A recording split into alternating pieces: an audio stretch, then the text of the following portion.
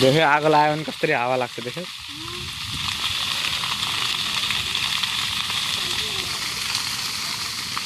कहीं बाख्रा साख्रा त कसले हुले टोक्ने जल्लान् फेरि यार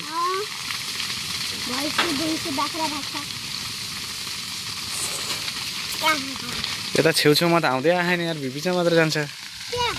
आगो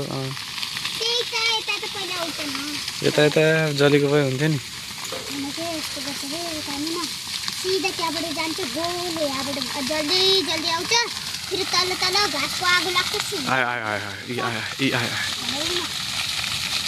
यहाँबाट पनि आउँछ आयो उताबाट आयो यहाँबाट आउँछ